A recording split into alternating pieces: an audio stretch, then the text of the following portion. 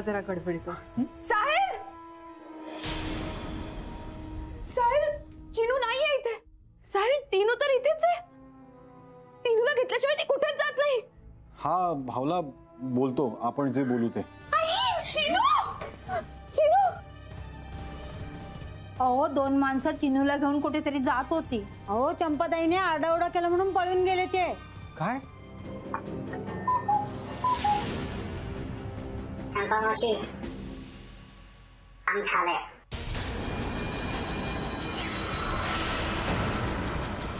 तिने सुधा वहिनींच्या घरातनं किल्ल्या चोरल्या, त्या 2 माणसांना दिल्या आणि मग चिनूला वाचवण्याचं खोटं नाटक केलं। की चिनू चंपा मावशीला इतकी का घाबरते? त्या पोरीच्या मनात या मावशीविषयी इतकी अढी का? तुम्हाला विचारते, चिनू हिला का घाबरते हे जाणून घ्यायचा प्रयत्न कधी केला? किंवा ती चंपा मावशीला बोलवू नका असं का म्हणत होती? चिनू, हे बघ बाळा, आता अजिबात घाबरू नकोस। ही मावशी आता इथे येणार नाही आणि तुला त्रासही देणार नाही। पण आम्हाला खरं सांग, तुला चंपा मावशी घरात यायला का नको होती? बोल चिनू, अजिबात घाबरू नकोस। जे काही असेल ते खरं खरं सांग, बोल। ही मावशी ना खूप दुष्ट आहे। ती माझा सगळा खाऊ खायची। तू ठेवलेलं दूध पण प्यायची। टेबलावर टीव्ही पाशी ठेवलेले सगळे पैसे घ्यायची आणि मी अभ्यास करताना मुद्दामून टीव्ही बघायची। Vasco da Gama, the Portuguese sailor, came to Calicut, Kozhikode port of India via South African Peninsula in the year 1498. Calicut. Calicut is a port on the western coast of India.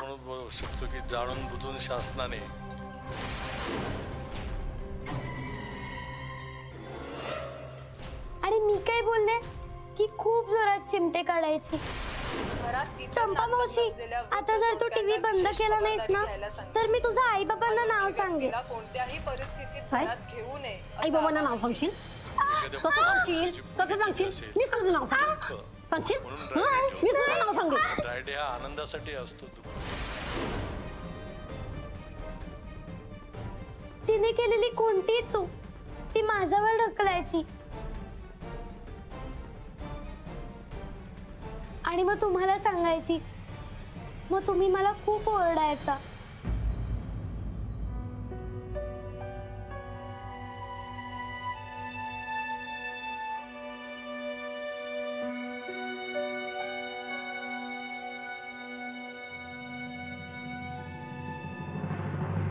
Chinu बेटा, तू तेव्हाच आम्हाला का नाही सांगितलंस? मावशी मला म्हणाली होती की ताईत आहे ना, तुझ्या तुझं ताईत आहे। तुझं आई बाबांना काय सांगितलंस ना तर तुझी आई आजारी पडल आणि तुझे बाबा ऑफिसात गेलेत ना ते परतच येणार नाहीत आणि तुमच्या बाळाला भाऊ होईल। म्हणून मी काही सांगत नव्हते, पण आता सांगितलं। आता बाळाला भाऊ होईल। हाय ग, लहान मुलांशी असं वागतात?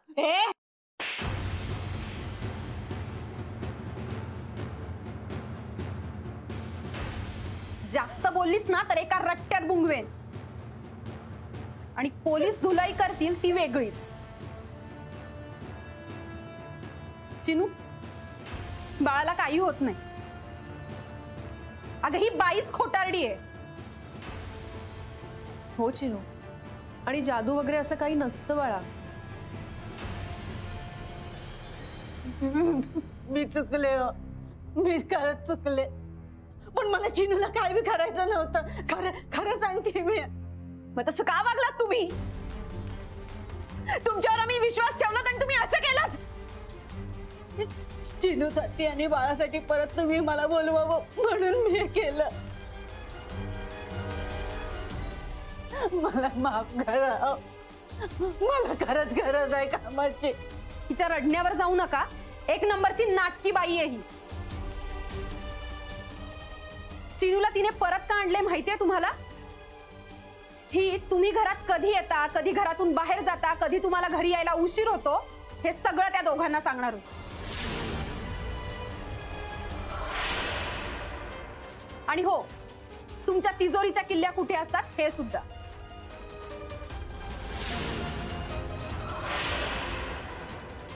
कारण हिला घरात चोरी करायची होती. चंपा मावशी, इतकं घाणेरडं कारस्थान होतं तुमच्या मनात? चालत्या वा इथून. तुमच्यामुळे आमच्या मुलीला ओरडायचं हो मी. सॉरी चिनू. त्या पुढे सोसायटीच्या आसपास जरी दिसलात ना तर लक्षात ठेवा. नाही साहिल, हिला असंच सोडून द्यायची चूक करू नका तुम्ही. अहो, मुलांना सांभाळणारी दाई म्हणजे आईचं दुसरं रूप असतं. माय मरो पण मावशी जगो असं म्हणतो ना आपण, पण ही सेठ म्हणाली हिला घेऊन जा आणि पोलिसांच्या ताब्यात द्या. आणि इन्स्पेक्टर साहेबांना म्हणावं साहिल आणि नीरा नंतर येतील स्टेटमेंट द्यायला. चला चला.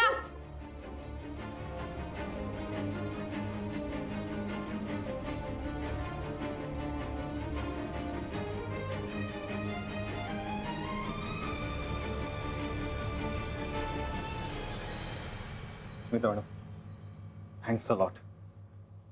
तुम्ही नसतात तर आम्हाला हे कधीच कळलं नसतं. आई बाबा दोघेही नोकरी करत असल्यावर मुलांना सांभाळण्यासाठी बाई ठेवावीच लागते. त्याला काही पर्याय नाही. आणि 100पैकी अगदी 99 बायका चांगल्या असतात, पण एखादीच अशी चंपा मावशींसारखी असते जी इतर बायकांना सुद्धा बदनाम करते. पण मला वाटतं अशा वेळी पालकांनी सावध राहायला हवं. मुलांना सांभाळणाऱ्या बायकांवर आणि मुलांच्या रिॲक्शन्सवर अगदी बारीक नजर ठेवायला हवी. कारण चुकीच्या माणसांवर विश्वास टाकून जर अनर्थ घडला तर नंतर त्याचा काहीच उपयोग नाही ना. हो मॅडम, आम्ही हे कायम लक्षात ठेवू. शेवटी माझ्या टिनूनेच चोर पकडून दिला ना. आता हा बोलत का नाहीये? चिनू, टिनू, शेवटी तूच चोर पकडून दिलास.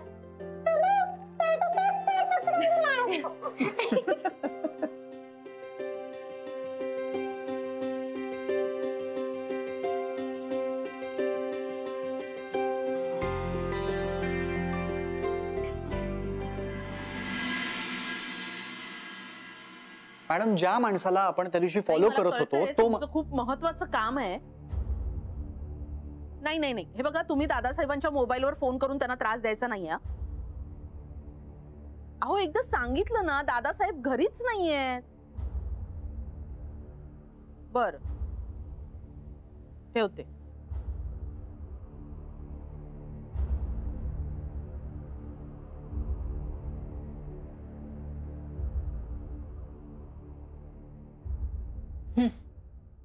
आता बोला. काय झालं? म्हणजे थांबायला का सांगितलं? कारण सीत माझं हिअरिंग एड हरवलंय. स्टडी मधल्या ड्रॉवर मध्ये ठेवलं होतं मी.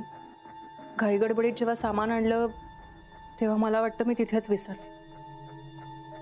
नंतर मी काही फाईल्स आणायला तिथे गेले होते तेव्हा मला ते दिसलं नाही. मला वाटलं माझ्या सामानाबरोबर मी ते इथे आणलं असेल. मला मनालीने आठवण केली तेव्हा मी इथे शोधलं, पण इथेही नाही सापडलं.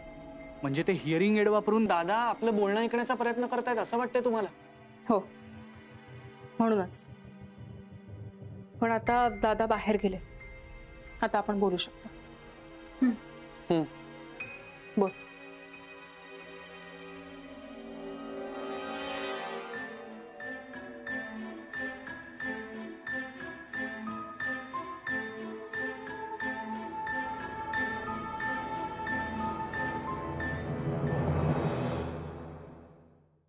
अहो, त्या लोकांना मी सांगितलंय तुम्ही घरातच नाही आहात म्हणून. बरं, जरा आराम करा आता. अस्मिता आणि तिचे टोळ भैरव जमलेत गेस्ट रूम मध्ये. कसली तरी खलबत चालली. जाऊ दे नानू, आपल्याला काय करायचंय. तू उगीच चिडचिड करू नकोस, नंतर तुलाच त्रास होतो ना. काही का करेनात ते लोक, कर नाही त्याला डर कसलं. तो सावंत पण आलाय का? नाही, तो कसला येतोय आता. चांगली अद्दल घडली आहे त्याला. तशी अद्दल नाही या सगळ्यांना घडायला हवी, पण त्याआधी अस्मिताला धडा शिकवायला हवा. आणि म्हणूनच मी देवळात जाते. अस्मिताला धडा शिकवायला देवळात? हा, हे बघा, तुम्हाला नाही कळणार त्यातलं. मी सांगेन तुम्हाला नंतर काय. बर. रश्मीला बोलवलंय मी देवळात. बर, येऊ मी? हो.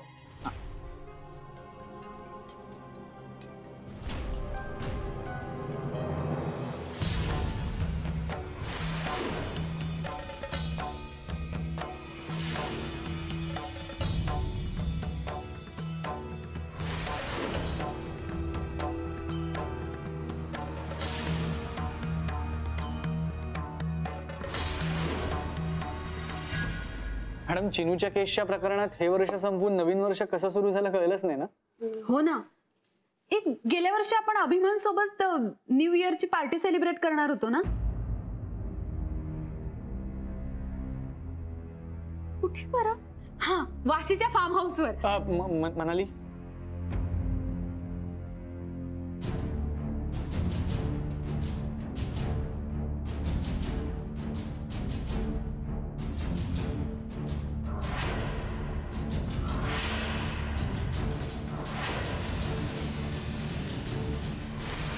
Form house.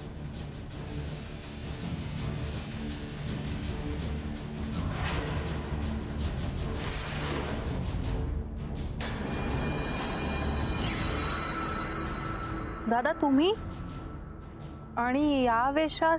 हाच आमचा आवडता पोशाख आणि हीच आमची आवडती जागा.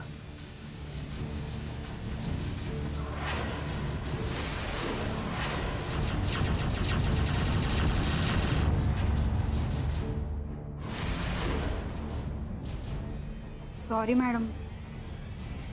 ते नाही नाही म्हणाली. अगं उलट थँक्स. मला आता आठवलं मी त्या माणसाला कुठे पाहिलं होतं. मी त्याला दादांच्या फार्म हाऊसवर पाहिलं होतं.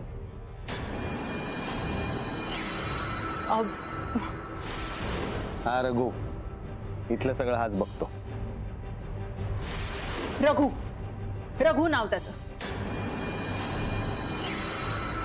तो दादांच्या फार्म हाऊसवर काम करायचा. पण तो मुंबईत कसा आला?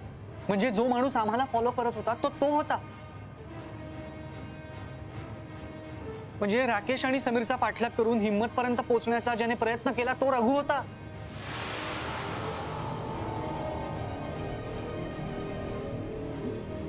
मॅडम, कारण तो बाईकवरून पळाला होता. करेक्ट.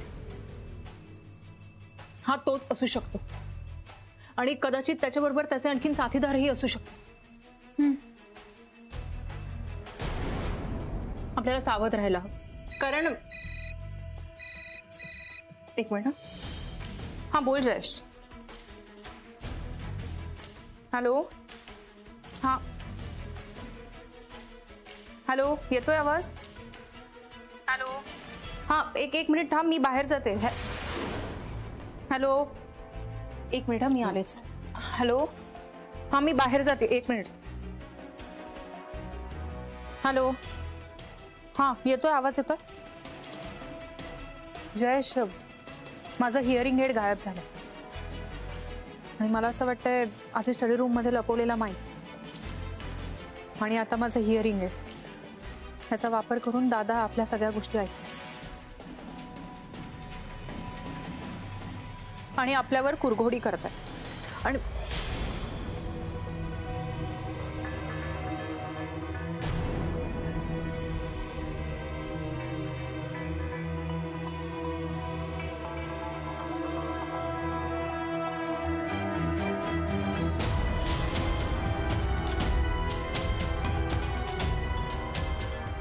आपण नंतर बोलूया.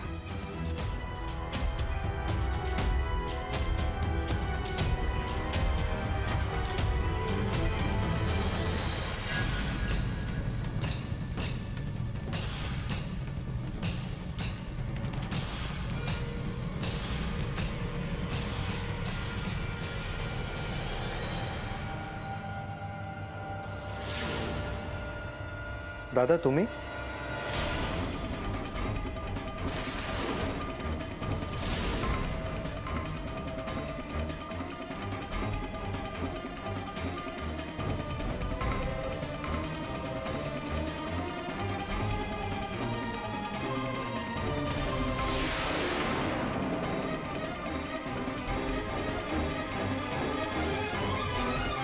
तुझीच वाट बघत होतो मी. काय झालं दादा, काही प्रॉब्लेम आहे का? अभि जरा बोलायचं होतं तुझ्याशी, पण कसं बोलू ते समजत नाही. बोला ना. अभि अस्मिताने माझ्यावरती संशय घेतला तेव्हा तू तिच्या विरोधात जाऊन माझी बाजू घेतलीस. I am really happy about that. नाही, कारण नॉर्मली असं जर काही घडलं तर मुलगा बापाच्या बाजूने उभा राहत नाही, बायकोच्या बाजूने उभा राहतो. दादा माझा तुमच्यावर पूर्ण विश्वास आहे. तुम्ही असं करूच नाही शकत.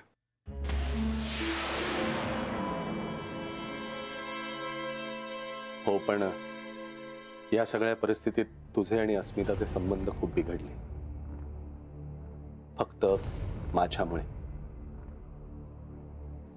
नाही, मला पूर्ण कल्पना आहे तुला किती त्रास होतो या सगळ्याचा. ते Abhi I am really sorry about it. खूप दिवसात तुला मोकळेपणाने हसताना सुद्धा नाही बघितलं मी. हा माझा अभि नाही, मला माझा अभि परत हवाय. सावर स्वतःला.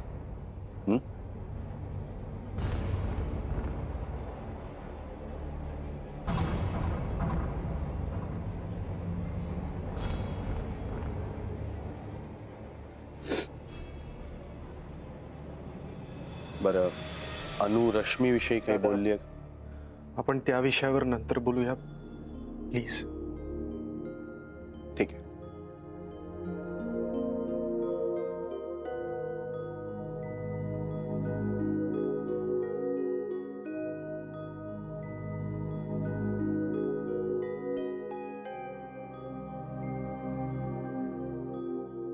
दादा खरंच अस्मिता तुम्हाला समजू नाही शकले.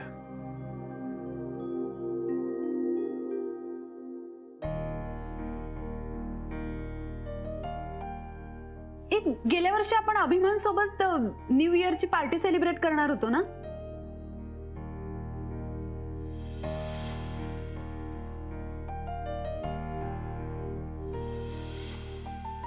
अभि सगळ्यांबरोबर असते, कामात असते तेव्हा तुझा दुरावा सहन करू शकते, पण एकटी असते तेव्हा या आठवणी खायला उठतात.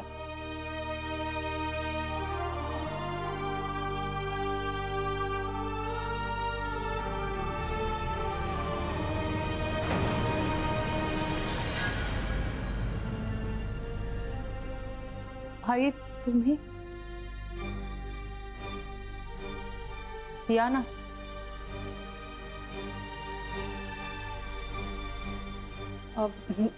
बसा ना प्लीज.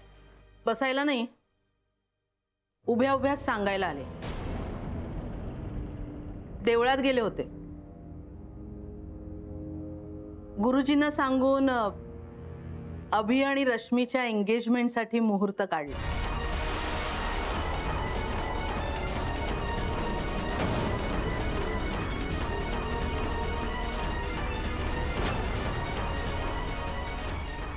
ही बातमी पहिल्यांदा मुद्दाम तुला सांगायला आली, नाहीतर तू इथे असताना या वरांड्याची पायरी सुद्धा चढले नसते.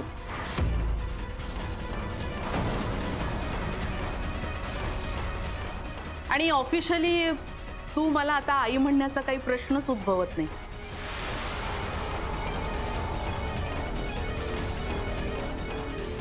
काय झालं अस्मिता? काहीच का बोलत नाहीयेस? आवडली नाही का बातमी? मी काय बोलू आई? अभिची हीच इच्छा. अगं म्हणजे काय? तुला काय वाटलं मी हे फुकटचे उद्योग करते? अभिची इच्छा असल्याशिवाय का मी हे सगळं ठरवलंय? हे सगळं म्हणजे अभिला पटलंय आता रश्मीशी लग्न केलं तरच तो सुखी होऊ शकतो.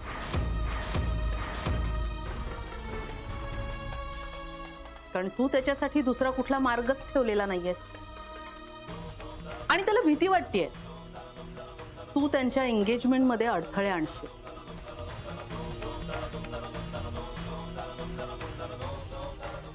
हे लग्न होऊ नये म्हणून डिवोर्सला नकार देशील. नाही ना करणार असं?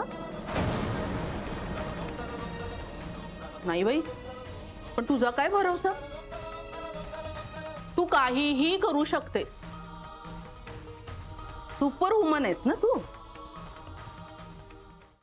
ते काय म्हणतेस ग तू? शोधलं की सापडतच. आरोप केले की गुन्हा सिद्ध होतोच. दादासाहेब सरंजामेंवर आरोप केले त्यांच्या डिटेक्टिव्ह सुनबाईने आणि ते सिद्ध करण्यासाठी आता तिची धडपड सुरू आहे. पण तू त्यांच्या विरुद्ध तपास करशील असं मला कधीच वाटलं नव्हतं. हे बघ अस्मिता, तुझे खोटे अश्रू बघायला मी इथे आलेले नाहीये. वकिलांकडून हे पेपर्स बनवून आणलेत. त्यात लिहिलंय की तुझी अभि आणि रश्मीच्या लग्नाला पूर्णतः संमती आहे. अर्थातच त्यांचं लग्न तुमच्या डिवोर्स नंतरच होईल. कुठलाही विरोध न करता तू डिवोर्स देशील असं हे संमतीपत्र आहे.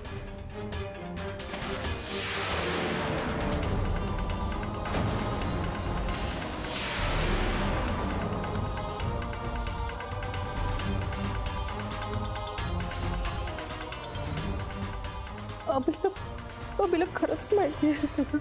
त्याच्या सांगण्यावरूनच केलंय मी हे सगळं. नाही तर मला काय माहिती यातलं काय.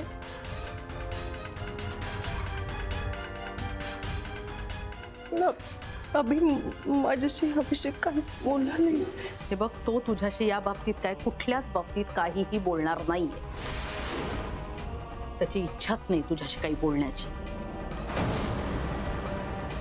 तुझं खूप प्रेम आहे ना अभिवर? तो सुखी व्हावा असं वाटतं ना तुला? मग या पेपर्सवर सही कर. हे पेन सही कर अस्मिता.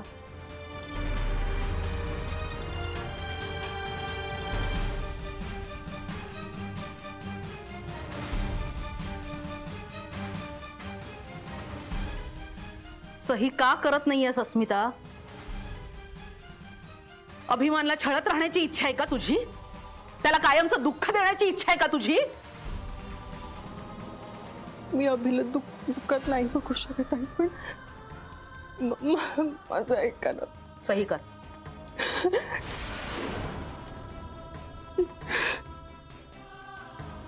सही.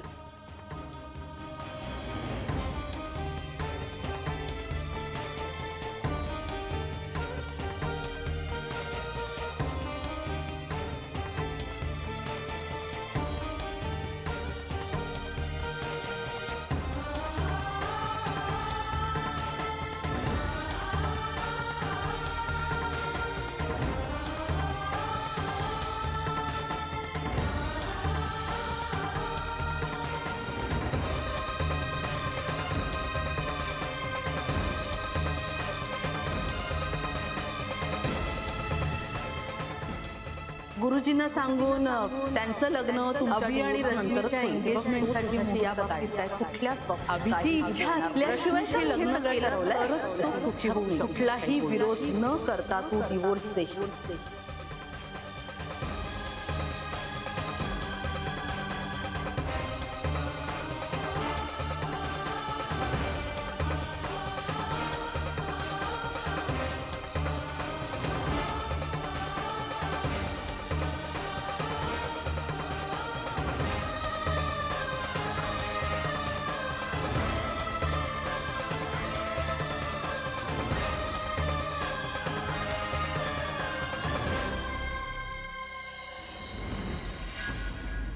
माणुसकी दाखवल्याबद्दल थँक्स.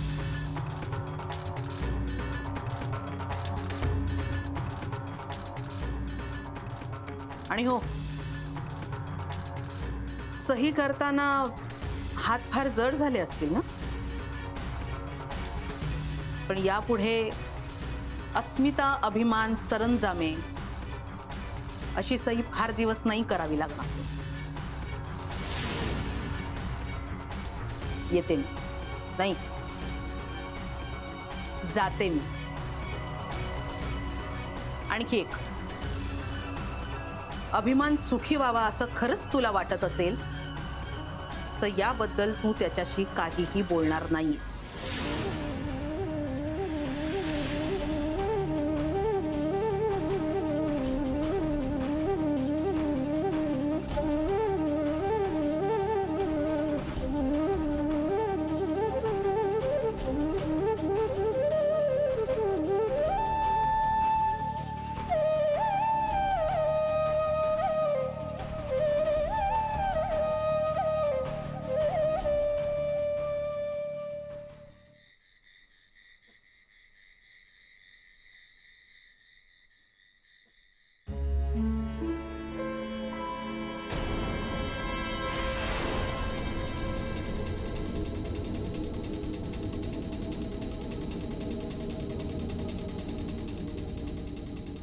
हिअरिंग एड इथे कसं?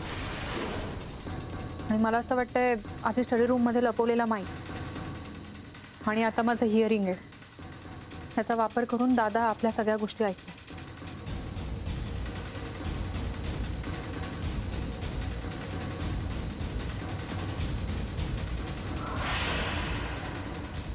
दादा तुम्ही? तुझीच वाट बघत होतो मी.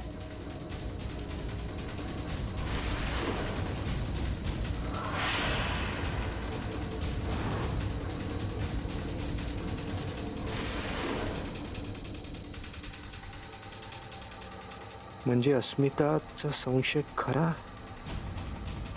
दादांनीच तिच्या वडिलांना? नाही, दादा असं नाही करू शकत. नाही.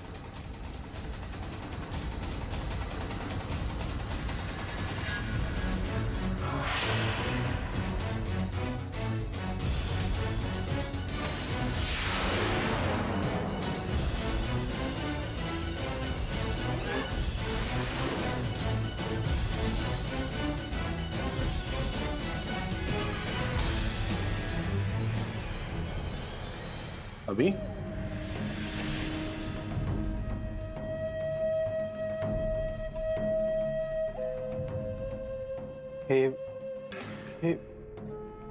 हेच शोधत होतो मी.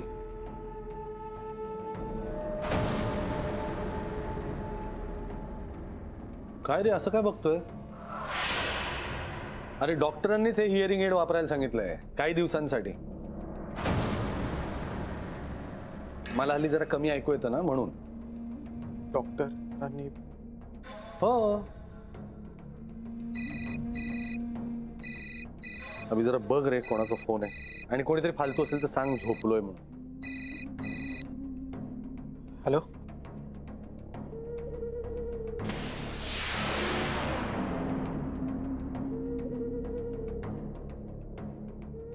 कोण?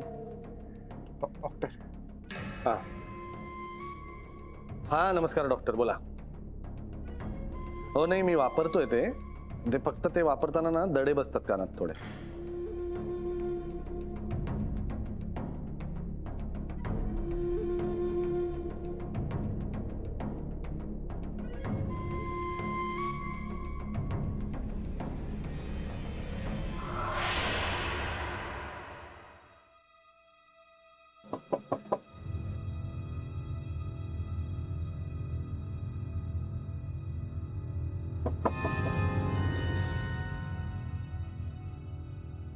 पंढरी दादा तुम्ही या ना.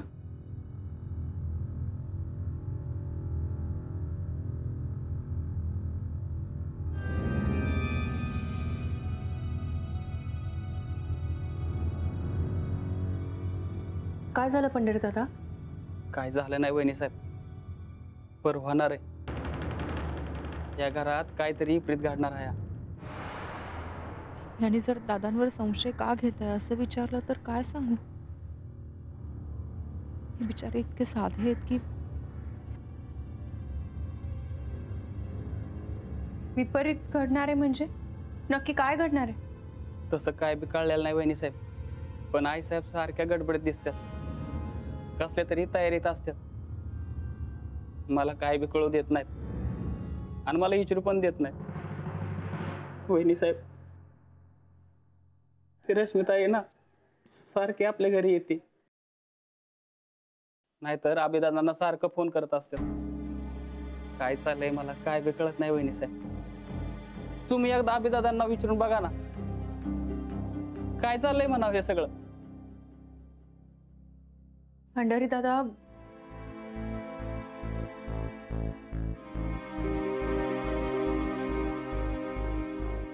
त्या घरातल्या कोणालाही काही विचारण्याचा अधिकार आता मला नाहीये.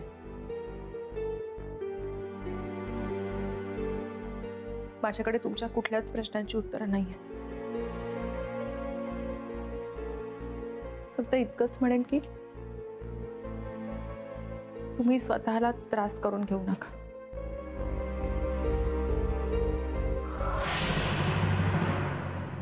दादा म्हणाले ते हिअरिंग एड डॉक्टरांनी त्यांना दिलं आणि अस्मिता त्यावरूनही दादांवर संशय घेते.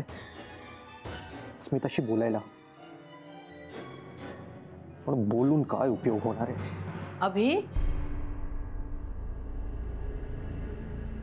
अभि अरे काल रश्मीला घेऊन देवळात गेले होते. गुरुजींनी सांगितलंय उद्याचा दिवस खूप चांगला आहे तुमच्या एंगेजमेंटसाठी. काय? हाय, अगं तू अशी कशी एंगेजमेंट ठरवू शकतेस? अस्मिताचा आणि माझा डिवोर्स अजून व्हायचा आहे, झाला नाहीये. ती माझी बायको आहे, मी तिचा नवरा आहे. घाईघाईत मला कुठलाही डिसिजन घ्यायचा नाहीये, प्लीज. अभि, घाई तुला आणि मला नाहीच आहे रे, पण अस्मिताला आहे ना. त्याचं काय? म्हणजे अस्मितानं मनानं कधीच फरक केले आपल्याला, आणि आता तिला कायद्यानेही हे नातं संपवायचं. हे बघ तिनं काय लिहून दिलंय.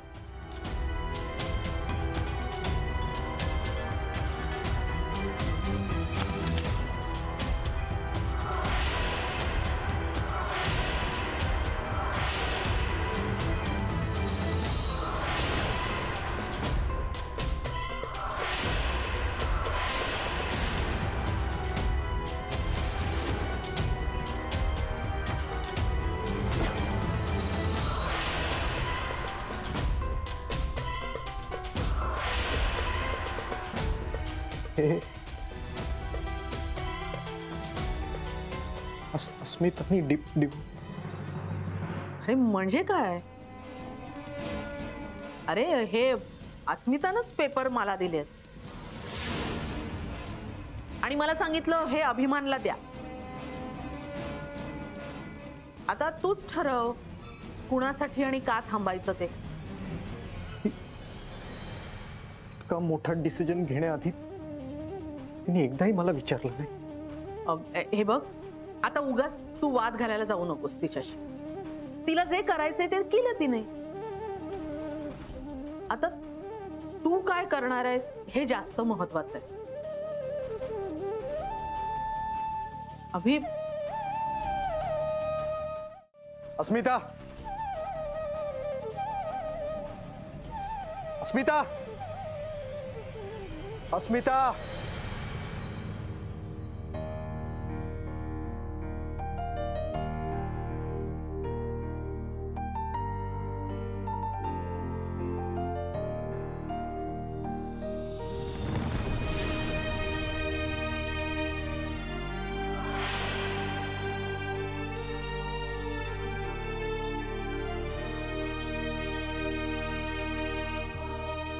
तू पाठवलेले पेपर्स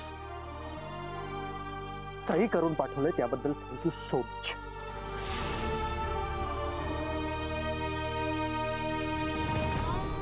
अभि,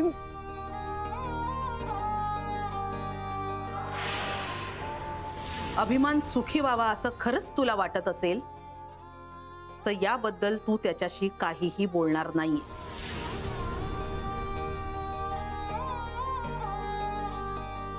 मी अभिशी कुठलीच आर्ग्युमेंट करणार नाही, कारण माझ्याशी काहीही न बोलता त्यानेच हे नातं संपवलंय.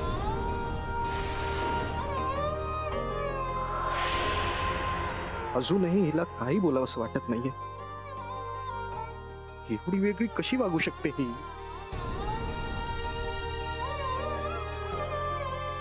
आई, आई,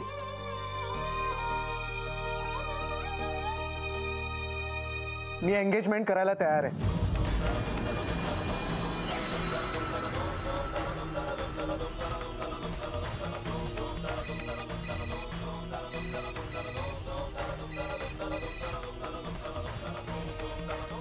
हाँ, बोल जयेश.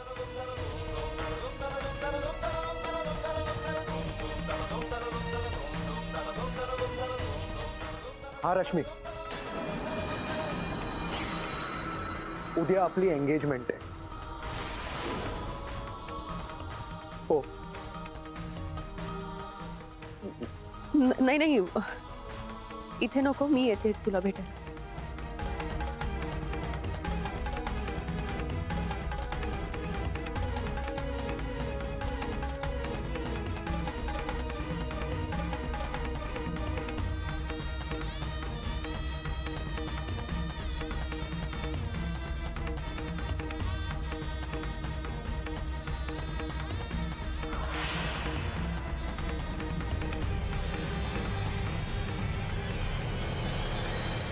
शेवटी अभि एंगेजमेंटला स्वखुशीने तयार झाला.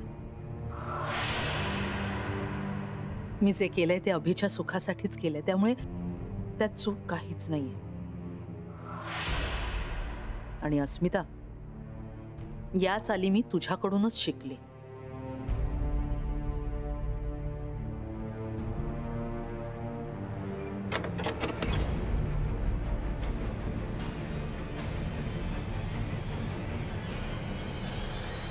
रश्मी, कुठे भेटायचं आपण?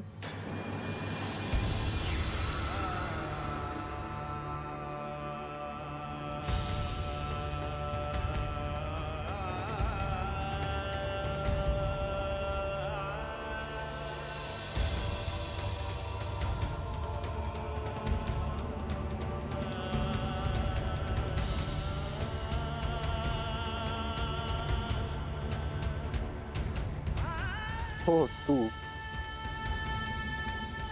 सांग ना कुठे भेटाय. या, आय एम ओके. तनयाच्या मृत्यूचा तपास करणारे इन्स्पेक्टर चव्हाण माझ्या ओळखीचे आहेत. त्यांनी तनयाच्या डेड बॉडीचा पंचनामा आणि पीएमआरचे डिटेल्स पाठवले. त्यानुसार तनयाच्या मृत्यूची निश्चित वेळ सांगता येणार नाही, पण तारीख आहे 29 ऑक्टोबर.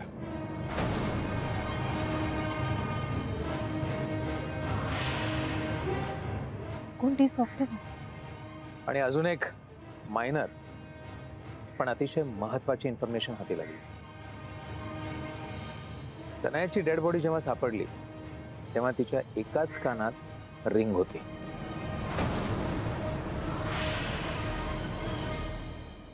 एकाच कानात? मग दुसरं कानातलं कुठे गेलं? मॅडम, कदाचित तनयाला ज्या ठिकाणी मारले त्या ठिकाणी झटापटीत ते कानातलं पडलं असेल. हो, शक्य आहे. पण मग तिथे म्हणजे कुठे हे कळायला हवं.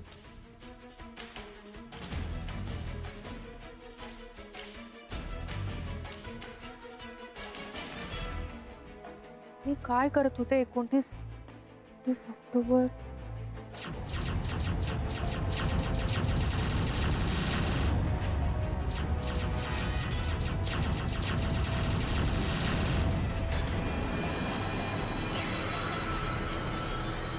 आठवलं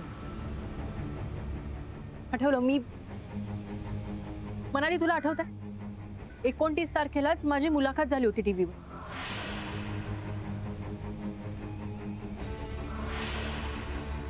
आणि त्या दिवशी खूप फोन आले होते मला अभिनंदनाचे. तेव्हा मला एक कॉल आला होता. मी फोन उचलला पण समोरून कोणीच बोललं नाही. हॅलो,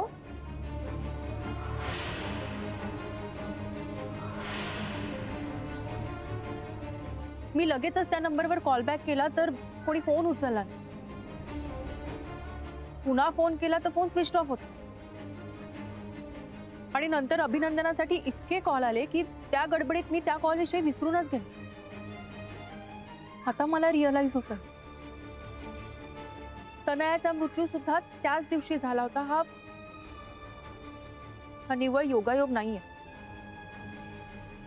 त्या कॉलचं गूढ आपल्याला कळायलाच हवं. अस्मिता, या कॉलचं लोकेशन आपण ट्रेस करूया. तुझ्या मोबाईलच्या कॉल लिस्टमध्ये तो कॉल असेलच ना? हो हो असेल. एक मिनिट.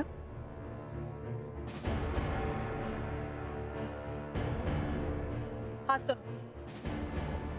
या नंबरवरून कॉल आला आणि तू लगेच कॉल बॅक केलास.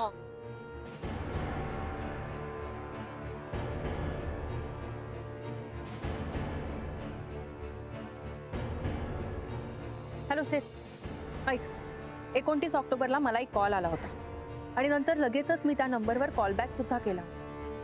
या दोन्ही कॉलचे डिटेल्स मी तुला पाठवते. या दोन्ही कॉलचं त्यावेळेचं लोकेशन ट्रेस करायचं अर्जंट.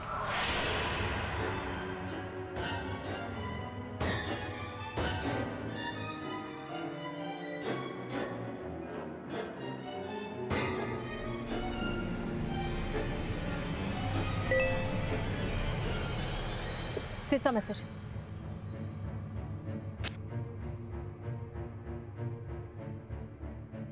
मोबाईलचं लोकेशन इगतपुरीचं. इगतपुरी?